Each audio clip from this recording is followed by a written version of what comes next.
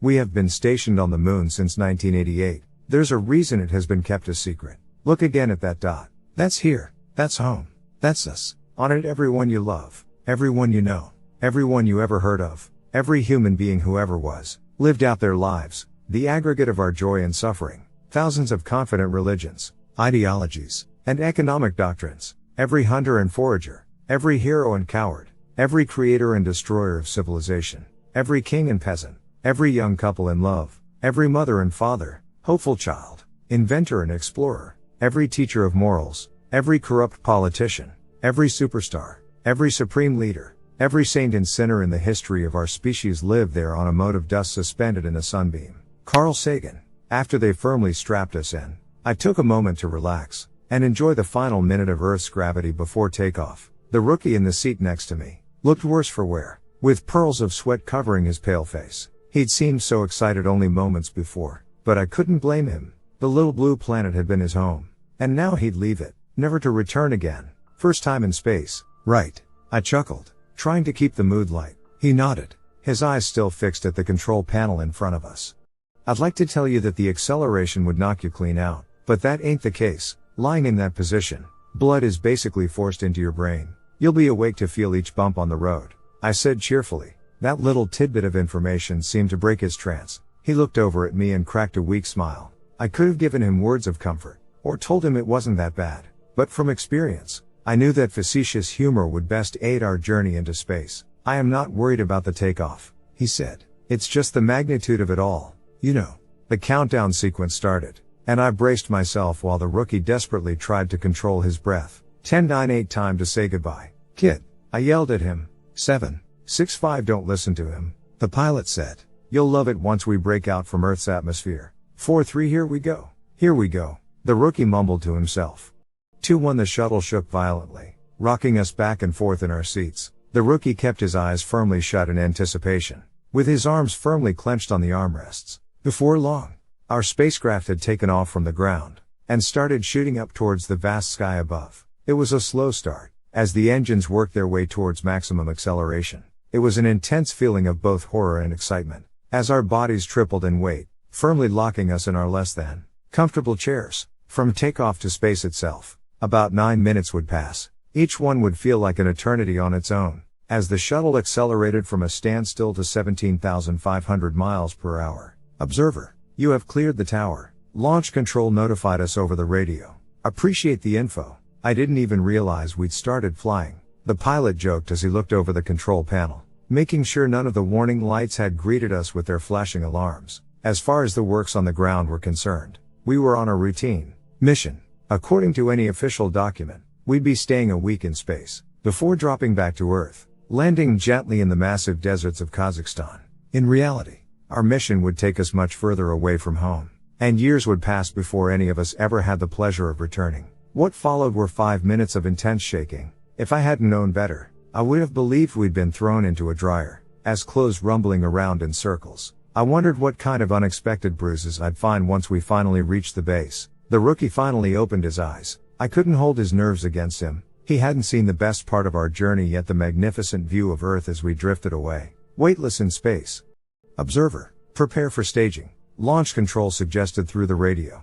With that message, we were launched forward in our seats, noses pressed hard against the smooth glass of our helmets, almost touching the control panel inches ahead. A loud clunk sounded through the shuttle, as the strap-ons finally detached from our ship, and the secondary boosters were activated. Minutes later, we'd entered orbit, and the three of us finally relaxed while we awaited the third stage. Being free of Earth's harsh gravity was a strange sensation. As a larger man, it made me seem so insignificant, as if my mass meant nothing against the empty vacuum around our shuttle. It felt like falling, except there was nothing left in the universe to fall against. Total freedom. Hey, Daniel, check it out, the pilot said as he let go of the checklist. In front of the rookie, there it hung, gently rotating in a weightless state. Only seconds before the third stage would begin, officially starting our journey towards the moon. As we left our payloads behind, the escape tower was jettisoned out. For the first time, we had an unobstructed view of the infinite darkness ahead of us. Millions of stars greeted us with their full glory. Without the filter of Earth's atmosphere, we could see as far as space reached. There, in the distance, hung a white celestial body, seemingly small and insignificant, Unknown to the general public. It would be humanity's final hope. We were moving towards it at an almost impossible speed, yet it barely felt as we were moving at all. Beautiful, ain't it? I asked. At least the rookie seemed less panicked. Without the literal weight of Earth's gravity to keep him pinned down, he could finally just sit back and enjoy the trip. Wow, I don't even know what to say. It's the most amazing thing I've ever seen, he said. He spent the next few hours just staring out at space, still not willing to believe he had actually made it there. The rookie couldn't even have been out of his 20s, yet he'd been specifically recruited for a lifelong mission on the moon itself. Tell me, was it worth it? I asked. Was what worth it? Leaving everything you've ever known behind, to have the company fake your death, and erase your presence from Earth, all so you can spend the next decade in a secret base, hidden away from mankind. I mean, you don't even know what the job is, do you? He turned his attention towards me, finishing his string contest with the universe. He pondered for a moment, before finally responding. All my life, I wanted to make a difference, to be one of the few to ever venture into space, to advance science. When the company contacted me, they didn't even tell me where I was going. They just said I'd be saving the world. He was smart, good physique, and socially intelligent. He could have had a fantastic life back on Earth, started a family, made a shit ton of money, and just enjoyed all of the luxuries home had to offer. Yet, he chose to help, knowing he'd never return. I knew then he was someone I could trust. The trip towards the moon would take about 3 days, leaving us with plenty of time to get properly acquainted. I'd been tasked with picking him up from Earth, and based on the file they gave me on him, he was nothing less than a genius. Sleeping in space was oddly comforting. There are no uncomfortable positions when floating without ups or downs, no limbs to lie on top of, no need to roll around. Other than that, the trip to the base was fairly dull. The planet we had left behind faded away into the distance, turning into a little pale dot. The base we were heading towards had been named Ares. It was a massive construction on the dark side of the moon, out of view from the people back on Earth. Ares was the greatest creation of mankind. One, kept hidden for decades, known to only the 200 people living there, and a handful of people situated back on Earth. When there, we had close to no radio contact with ground control. According to command, the less contact we had with Earth, the less likely it was that our operations on the moon became public knowledge. As we was taken in by the moon's orbit, we started hearing static feedback. Before long, we'd be in contact with Ares itself. This is Observer 108 to base control. Do you copy? The pilot asked. Greetings, Observer. This is base control. We read you loud and clear. Station 7 is ready for docking. Get ready to initiate landing sequence. I pulled out another checklist, while the pilot flicked around the necessary switches. Within a minute, we were approaching the docking station. The landing was smooth, and once the airlock opened, we finally got the chance to stretch out legs. We were immediately greeted by a decontamination crew, and ordered to change out of our sweaty undergarments, and into more suitable uniforms. It's been a pleasure, Rick, the pilot said to me as we parted ways. It was time for the rookie's initiation into the system. I brought him to the sectional office, looking for his instructor and guide. Jennifer. Rick, how are you doing? Jennifer asked as she stepped out of the office. I don't see you around Section 7 very often. Just bringing you our newest scientist. Mind if I stick around? Make sure you don't go too hard on the kid. She smiled, and gestured for us both to follow her through the narrow halls of Section 7. As she explained protocols and rules around the compound, it was an impressive construct, a station big enough to comfortably house hundreds of people, in addition to the countless laboratories, workstations, and massive common areas for the large amounts of downtime. The fact that it had been kept hidden for so long was an almost impossible feat on its own, one that had piqued Daniel's interest. Mind me asking, how, and why has this been kept secret for so long? Jenna smirked. It was a question inevitably asked by each newcomer, one she knew exactly how to answer. Ever heard of the Manhattan Project? She asked. Yeah, the race to build an atom bomb. Back in 1939, Daniel responded confidently. 130,000 people working together to create the most destructive weapon in human history, divided into hundreds of sections, each working on their part of a bomb to be dropped over Hiroshima and Nagasaki. Out of these 130,000 people, only about a couple of dozen knew what the project would result in. The rest were kept in the dark, unknowingly causing the death of countless people. That's exactly how the Ares project was kept hidden, by giving each station a piece of the puzzle, just not enough to see the whole picture. I always loved listening to Jennifer's speeches about the Ares project, the look of surprise and amazement as they realized the magnitude of the situation. But one final piece of information still strayed away from Daniel's knowledge. So, What exactly are we doing here? He finally asked. Before Jennifer got a chance to explain, the speaker system emitted a loud and jarring message. Security head office. Calling Richard Fender. Report to Section 9 immediately. Jennifer and Daniel looked at me questioningly. Sorry, I'll catch up with you later, I said as I started rushing down the hall. The act of running on the moon was a peculiar experience. With only 1/5 of Earth's gravity, you spend more time gliding through the air before each step hits the ground.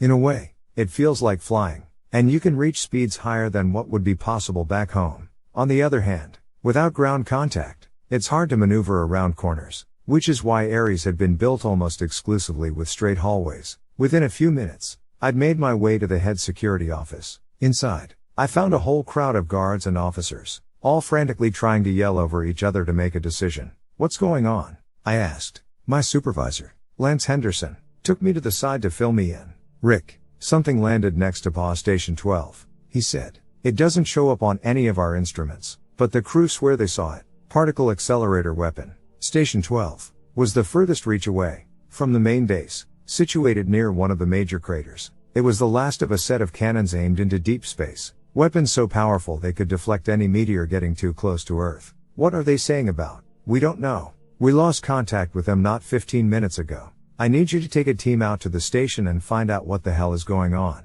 I made my way to the hangar, a massive structure situated partially underground, doubling as the main oxygen production facility. The moon's crust is naturally rich in oxygen, and by converting the rocks, we effectively produced and maintained an atmosphere within the station. 3 of my colleagues, Derek, John, and Patrick, met me by one of the buggies, all wielding rifles. It wasn't a large team, but with the few trained guards we had at the station, the rest would stay behind. If something happened to us, the protocol was to lock down the entire Ares facility and abandon anyone trapped in the smaller stations. Station 12. This is Buggy Zealot. Do you copy? John kept repeating as we endured the uncomfortable, our long trip. It felt like an eternity passed before we reached the station.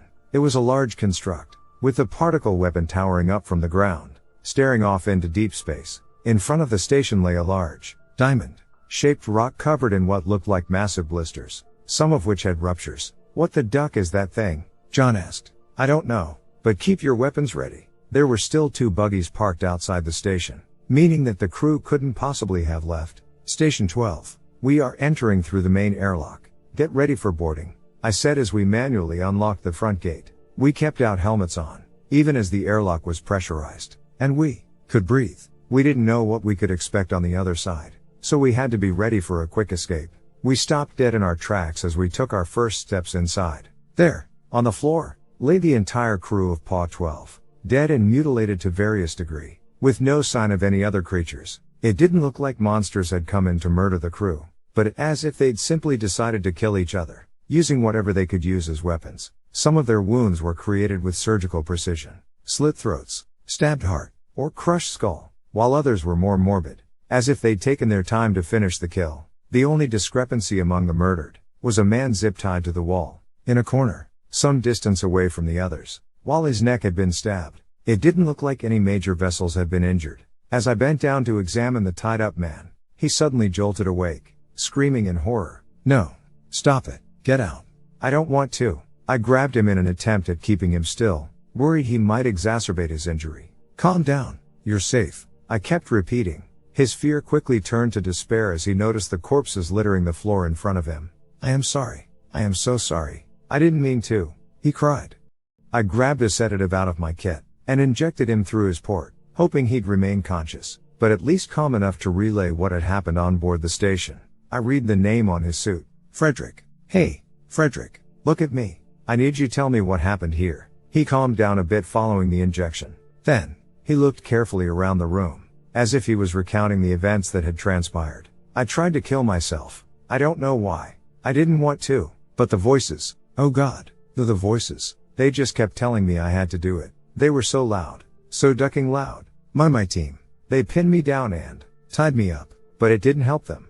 I am so sorry, he sulked, still breaking down. I looked back at the dead crewmen littering the floor. If they'd managed to tie him up before he died, then who'd killed them? What about the others? They just started killing each other. But it wasn't them. The things, they changed them. They made them do it. His rambles were only semi-coherent. but the last statement piqued my morbid curiosity. Who? Duck, duck, duck. The things. They came from the vessel. We didn't even see them. But they were there. They got inside our heads. Made us do it. I am sorry. Please. You gotta believe me. Oh God. Oh God. He kept rambling for a couple of minutes. I gestured for Derek to put him to sleep. He would only make things worse by panicking. If we stood even the slightest chance of bringing him safely back to the station, he had to be put out. Don't worry, Frederick. We'll get you out of here. I promise. Within a minute, he was out, and we brought in a stretcher to carry him out. The rest of the crew were a lost cause, too destroyed to even fit into their suits. We had no choice but to leave them behind. We boarded our buggy, and immediately got a transmission from the main bases. Buggy Zealot, do you copy? Yes. We made contact with Station 12. There are multiple casualties, but we're bringing back a survivor. Prepare the medical bay. Buggy Zealot. We've lost contact with Station 4, 6, 8, and 9. We are reading multiple heat signatures on the surface.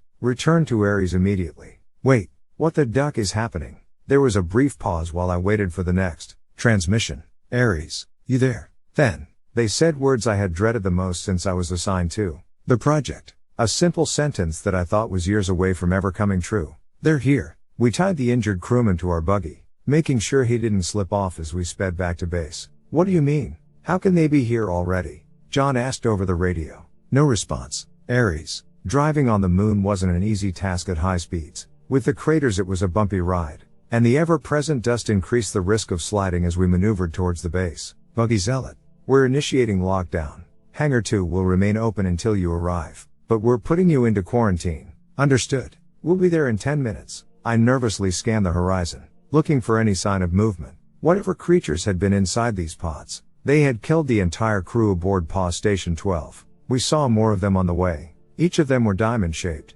obsidian black containers made out of bizarrely shiny material. They were covered in blister-like sacs, most ruptured, but some still intact, pulsating and twitching. They looked almost wet, but any liquid should have evaporated immediately as it hit the harsh vacuum of space. We parked the buggy outside the hangar, and lifted Frederick into one of the service airlocks. On the inside, we were met with the blaring sound of an alarm, and a set of isolation capsules for each of us. On the other side of the airlock, stood my supervisor. We're gonna need you all to get inside the capsules while we decontaminate the room, he ordered nervously. Lance Henderson was an abnormally calm individual, even at the most stressful of times. So, to see him on the brink of panic, alerted me to the true gravity of the situation. Lance, is it true? Are they really here? He nodded somberly. Not a word more needed to be said. I knew then, that the next couple of days would decide the fate for not only us, but for the rest of humanity. After we put ourselves into the isolation capsules, they prepared to move us to the medical bay. Do we have any footage from the PAW stations? Lance shook his head. Most of it got corrupted after the pods appeared on the moon's surface. We're trying to restore it, but I am not too hopeful. I'll let you know as soon as we find anything, he said. I'll link up with you soon.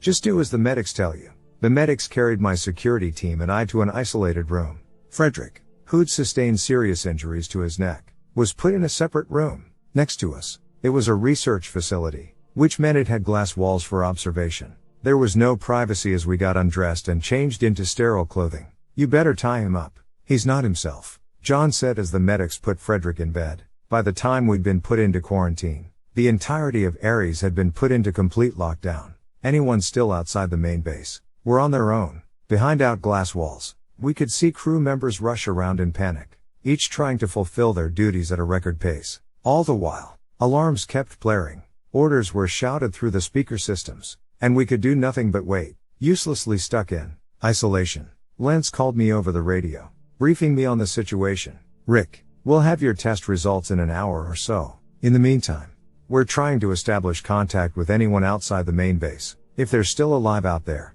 we need to figure out a safe way to bring them inside. Has anyone responded? No. But we've detected multiple heat signatures on the surface. A few of them match the crew's transponders. But, he trailed off. But what? There are too many of them. We don't have that many people stationed on the moon. It's them, I said, my voice filled with premature defeat. Yeah, we've recovered some footage from Station 12. I'll send you the files. I turned to the computer mounted on the wall, and typed in my credentials. A single video file had been uploaded to my profile. A few minutes of salvaged footage. I hit play, and prepared myself for the worst. What greeted us? was an overhead view of Station 12 Feet's interior. Only an hour before we entered, the crew relaxed in their leisure area, joking around and waiting for their shift to end. I immediately recognized Frederick standing in the corner, oddly quiet. He seemed to concentrate on something not visible on the camera. "Hey, you guys hear that?" he asked. The crew fell silent, and all of them listened intently to their quiet surroundings. "Hear what?" "I don't know. It sounds like..." Without even finishing his sentence, Frederick grabbed a pen from a nearby table, and started stabbing himself in his neck. Blood gushed out from the wound, and the crew immediately rushed to pin him down. "What the hell are you doing? Stop that. Let me go. I need to do this," Frederick yelled in protest. "Get the damn zip ties." "Boss, there's something outside." "What are you talking about?" After tying Frederick to the wall, the crew gathered to stare out the minuscule window, all of them in shock from what they saw. After a minute of disbelief, their boss grabbed the radio to alert Ares of the unidentified object. "Ares, this is PA Station 12. We've found something on the moon's surface. I don't think it's of lunar origin." In response, only static could be heard. "Duck, the radio is cutting out. Robbie, would you check the connection?" Without responding, the crewman walked over to his boss, and stabbed him with a screwdriver. One of the others lifted his weapon in a hopeless attempt at de-escalating the situation. "Drop the ducking screwdriver," he ordered. But, instead of helping, he turned his weapon on himself.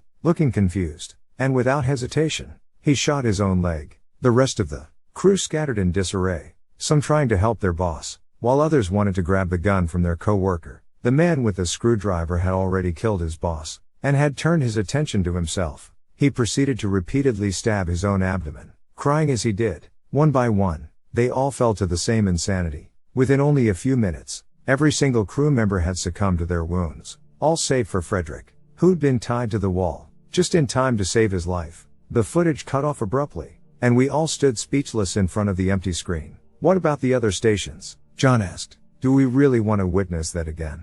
As we discussed the undeniable reality of an oncoming invasion, we started hearing groans coming from Frederick's room. He was waking up, luckily tied to the bed. "Where am I?" he asked. "You're safe, Frederick. The doc is on his way. Just stay calm."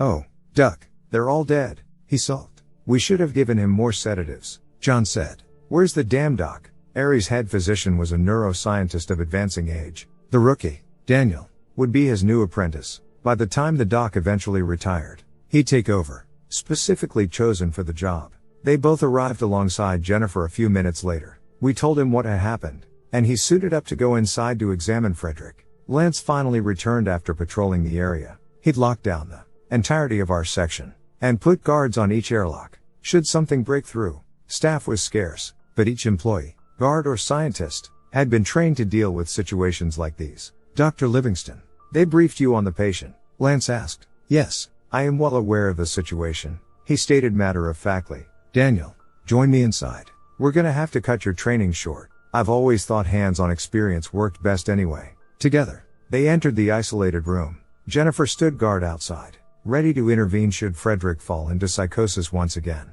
What followed was a barrage of uncomfortable, but necessary questions. Frederick, who'd attempted to kill himself only hours earlier, was undoubtedly shook from the experience, but whatever trance he'd been in, had long since passed. Halfway through the examination, another alarm sounded through the base. "Atmospheric breach in Section 9. All personnel must evacuate the area immediately." Lance immediately reached for his radio, demanding an explanation. "Section 9.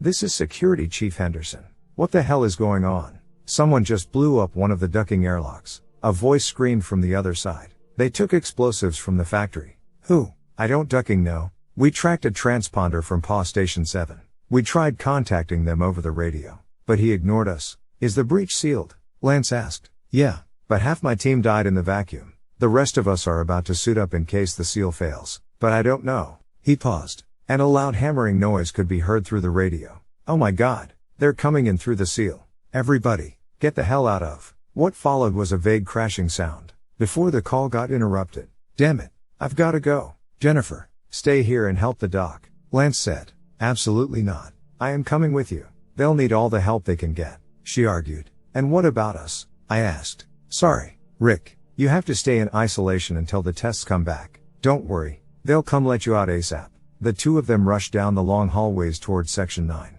while we remained trapped with no chance to help. Daniel and Dr. Livingston finished examining Frederick, and called for our tests to be rushed through. 20 agonizing minutes passed, as we waited for any updates on the situation. The occasional bang was the only thing keeping us company.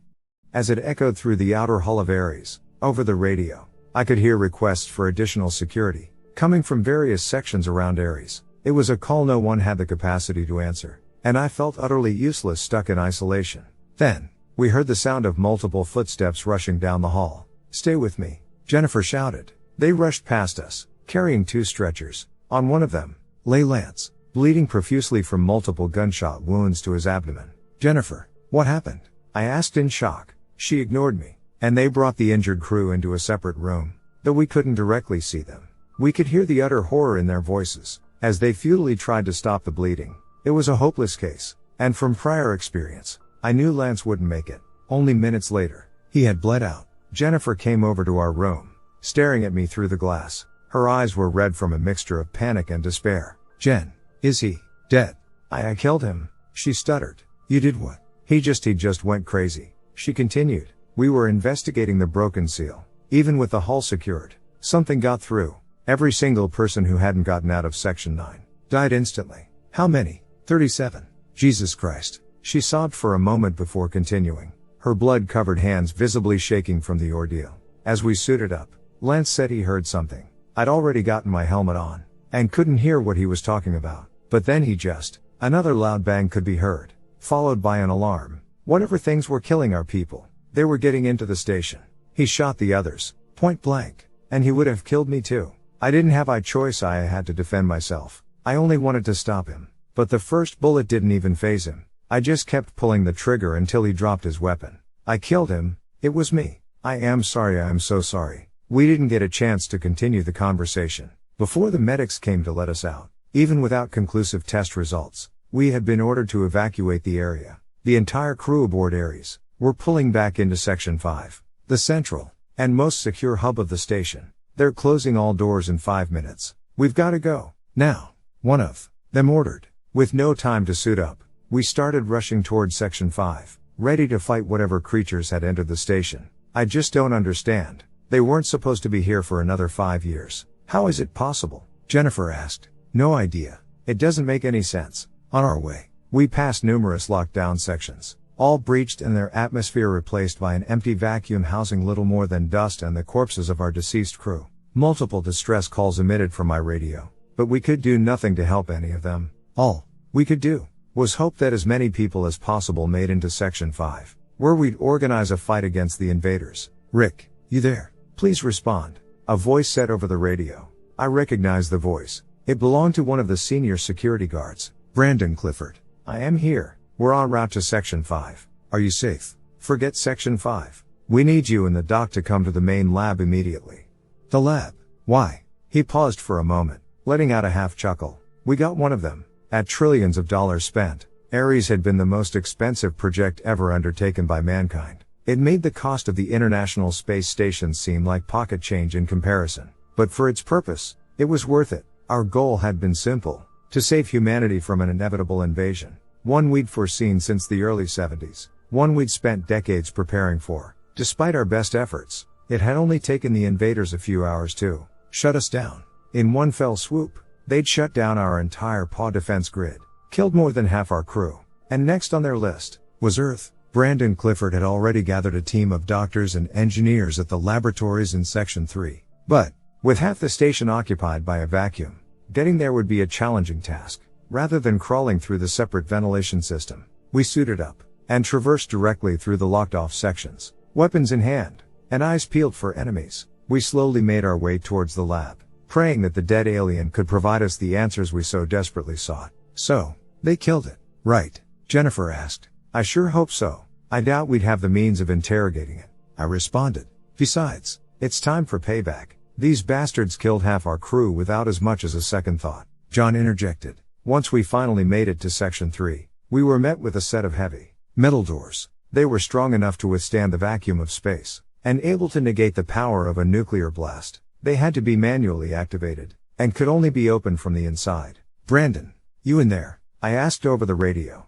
"Rick, yeah, it's me. I've got my security team with me. Would you please open up the damn door?" An airlock separated the lab from the rest of Section 3. It had been built in the early stages of Ares construction, and functioned more as a minuscule station than part of the main project. Luckily, it had been able to maintain an atmosphere despite the many breaches. It was a massive, dome-like structure, divided into several micro-labs. Each of them had been sealed off, hidden and distributed to different research teams, operating in isolation from one another. At the very end, was an autopsy room. It had been used to study the effects of low gravity on the decaying human body, but now it would be a place for alien dissection. Livingston and Daniel had arrived with a team of engineers, just in time to escape the breach in atmosphere. Whether they liked it or not, they were trapped in the laboratory, without enough suits to bring everyone out. Brandon met us by the entrance. He'd sustained a massive gash to his face, rupturing his left eye, and covered by a crude bandage. He guided us towards the autopsy room.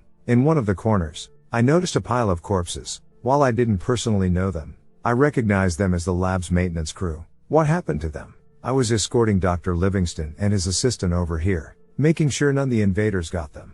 As we got here, one of the crewmen complained about a loud noise. Before I got the chance to question him, he just pulled out a knife and slashed me across the face. I tried to get away, but he stabbed his coworkers, and I had no choice but to shoot him. And the other two, I said as I gestured to their gouged out eyes and slit throats. They just dove in for the knife and started mutilating themselves. I couldn't stop them. He responded somberly. It wasn't until the adrenaline hit me, before I noticed that ducking creature standing in the hallway. I can't even explain it. Just have a look at the thing. We entered the autopsy room. There, on the table, lay a massive creature, though it had vague, humanoid features such as arms and legs. They were grossly disproportionate to what would function on Earth. Its skin was sickly, pale white, and covered in a mucus-like substance. The arms reached far beyond its own legs, which were split in half down the middle. Instead of eyes, ears, and mouths, the head was covered in deep, dark cavities. There were multiple bullet holes on its center mass, which I assumed to be the cause of death. But, despite the high-caliber rifle used, there were no exit wounds. Is it dead? Jennifer asked nervously. No idea, Livingston responded. Its temperature hasn't changed, and it doesn't appear to bleed. Our only comfort is that it doesn't show any kind of responsiveness. I looked back at Brandon, who tried to cope with his missing eye. So, what exactly happened to it? I chimed in. The thing was just wandering the hallway, covered in some weird, slimy film. I didn't exactly stop to ask any questions. I just shot it, 2 ducking mags to bring the thing down. It took another glance at the bullet holes. The injuries looked oddly clean, and the bullets inside had seemingly vanished, as if the creature had simply digested them. What do you think, Doc? Brandon asked. He mumbled something to himself. It's a remarkable creature. I have my theories, but I'd need to open it up to be sure. Then what are you waiting for? Do it, Brandon firmly suggested. Don't be ridiculous. This is not something you can just cut open with a scalpel. Its skin is too powerful. Besides, we're going to scan it first. The creature must have been 10 feet tall, and weighed as much as all of us combined. Together, we pulled it onto a portable table, and slowly pushed it towards the CT scanner. Once inside, Livingston didn't hesitate to start the machine. A loud whirring sound could be heard as the machine started taking pictures. God damn it, Livingston exclaimed as the computer produced the scan. To the untrained eye, it just looked like a massive flare occupying most of the screen. What's that? I asked. Starburst. It happens when there's metal in the way of an X-ray, Daniel explained. They put something inside this creature's head, and we're going to remove it. Livingston continued as he rushed off to gather some tools. He returned moments later with an ice pick and a hammer. Without a second thought, he started digging into the creature's skull, though the skin was immensely thick. It didn't seem to contain any bones. Before long, he retrieved a small, metal box. What is it? I asked. I'd need to take it apart to be sure, Livingston said as he walked over to a set of computers. It looks oddly primitive though. Maybe. Before he could finish the sentence, a high-pitched sound emitted from the speakers. We fell to the ground, clutching our ears in agony. Brandon, thinking on his feet, ran over to grab the device out of Livingston's hands. He threw it to the ground, and started stomping on it. As the metal box shattered, the sound finally stopped. You idiot. Why did you do that? Livingston asked furiously. Why? Because it was ducking loud. Brandon shot back. Livingston collected the broken pieces, and went to inspect the device. In the meantime, Daniel proceeded to repeat the CT scan, this time without interruptions. We waited impatiently while the machine circled around the lifeless creature, slowly producing a picture I didn't have the proper education to comprehend. Wow. That's Incredible, Daniel mumbled to himself as he looked over the alien. Livingston joined him, and together they threw around a plethora of medical jargon none of us could understand. After a few minutes of discussing the creature's anatomy, they started to look worried. They rushed to the radio, and quickly disconnected it, before silencing every speaker in the room. "Turn your damn radios off," Livingston ordered. The lab was plunged into deafening silence, and we all awaited a logical explanation from the doctors. "Sound. That's how they do it," Daniel said with a weird mixture of excitement and horror in his voice. "Sound. That's how they put people into a trance. They delude people into killing themselves and those around them, appearing as voices inside their heads," he continued. Livingston kept studying the device, desperately trying to figure out its purpose. "It's a transducer," he suddenly said. "It converts sound to radio waves. That's probably how they communicate in the vacuum. It also means they'll be able to hijack our own communication channels. You think they could use them against us?" He nodded. "These things, they're unlike anything found on Earth. They don't have a centralized nervous system, nor do they need a heart to pump blood through their bodies. If anything, they resemble insects more than mammalian life, except every vital organ seems to be diffused throughout their entire mass. That's why it's so hard to kill them. The only effective thing to fight back would be with fire." He paused, looking over the creature once more. "We have to freeze it. Make sure it doesn't wake up." We lumped the creature onto a table, and started pushing it towards the freezer. It could bring things down to just a few Kelvin away from absolute zero, a temperature that could keep even atoms from moving around. "We need to warn the others," Jennifer said. "Send out a warning to Section 5, but keep it brief." As we attempted to push the creature into the freezer, I noticed it twitch. Before I could even warn the others, Brandon just froze in place. "No, no, no, no," he kept repeating. The alien moved again, not strong enough to get up, but clearly not dead. It's in my head. "Get it out," he yelled as he lifted his gun to his own temple. I dove into him, trying to pin his arm down. In the process, he accidentally fired off a round, which ricocheted off the ground, and hit Livingston in the leg. As I tried to subdue Brandon, two of the other guards fell to insanity. With little hesitation, they grabbed whatever sharp object they could find, and started hacking away at their own bodies. Quickly bleeding out, Brandon knocked me off, but the gun had slid too far away for either of us to reach. Rather than fight him, I grabbed a nearby bottle of isopropyl alcohol, and drenched the alien in it. Before anyone could stop me, I ignited the alcohol, and set the monster ablaze. Despite being on fire, it didn't let go of the grip it had on our crew. Brandon, alongside the engineers, rushed to embrace the burning creature, lighting themselves on fire in the process. The sprinkler system started spouting out a mesh of carbon dioxide dry ice, but with the burning crew lighting everything they touched on fire, it hardly helped. Despite our best efforts, the laboratory would soon be gone. In the meantime, Daniel had attempted to stop the bleeding from Livingston's leg, but it proved to be a futile effort. "It's his femoral artery. I can't stop it," Daniel said. By then, secondary measures had been activated to quell the fire. It meant that all the oxygen would be sucked from the lab, and expelled into the vacuum of space. Normally, it wouldn't be a problem, but with the entirety of Section 3 missing atmosphere, it meant we needed to suit up. "We need to get to Section 5. Immediately." "Jennifer, did you manage to get a hold of them?" "They're not responding," she said in panic. Not having time to come up with a better plan, I rushed to get suited up with the rest of the crew. We only had 2 minutes before the oxygen levels dropped to fatal levels. "Wait," Livingston called out. His face had turned pale from blood loss, and I could easily tell he was only moments away from death. "You have to disable your radios. It's only a matter of time before they figure out how to intercept our channels. You have to." It meant we'd be walking out there with little to no situational awareness, unable to communicate with each other. Despite the horrific realization, we all knew he was right. "What about you?" "We all know I am done for. Just go." I glanced over at the burning remains of my former security team. John and Jennifer still attempted to put out the fire, but it was far too late. "How are we supposed to stop them?" "You can't," Livingston said, his voice growing weaker with each word. "But you have to warn Earth. Give them a fighting chance." We suited up at a record pace, and got ready to unlock the laboratory doors. The airlock would be sealed until the fire went out, which meant we had to watch Livingston suffocate before we could even walk outside. Jennifer grabbed a paper-sized whiteboard, allowing us to communicate even without radio contact. But the thought of going out there deaf